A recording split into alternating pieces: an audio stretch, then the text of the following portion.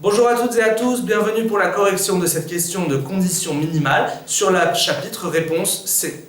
La réponse C, c'est quoi? La réponse C, c'est quand l'information 1 seul est insuffisante, l'information 2 seul est insuffisante également. En revanche, quand on cumule la 1 et la 2, alors là, on peut répondre à la question.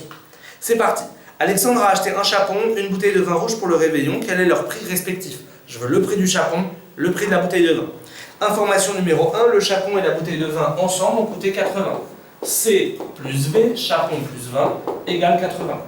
Évidemment, je ne suis pas capable de répondre parce que je ne connais pas le prix respectif de chacun. Ça se trouve, le chapon il a coûté 60 et le vin 20. Ça se trouve, c'est l'inverse. Et donc, dans ce cas, je ne peux pas répondre. Ça se trouve, c'est 60-20 ou 20-60. Donc, je ne suis pas capable de répondre. Je garde sur ma feuille les réponses B, C et E pour caractériser le fait que l'information 1 seul est insuffisante. Je passe à l'information 2 seul. J'oublie la 1 temporairement. Le lot constitué d'un chapon et de 3 bouteilles de vin est en promotion à 97 € avec une des 3 bouteilles offertes. Donc j'ai acheté 3 bouteilles de vin, mais il y en a une qui est offerte, ça veut dire qu'en fait j'en ai payé 2. Donc je sais que le chapon plus 2 bouteilles de vin égale 97.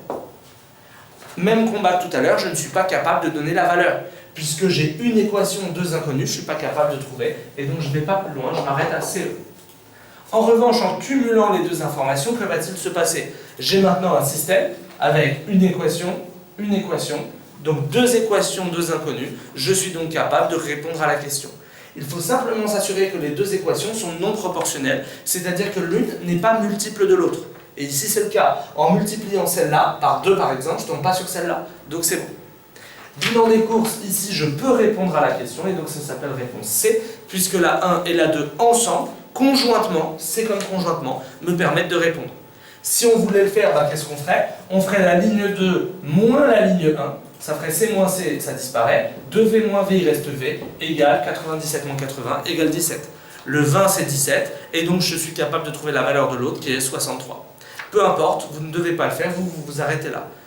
Voilà pour la correction de cette question de réponse C. N'hésitez pas à consulter nos autres vidéos, bon courage et à bientôt.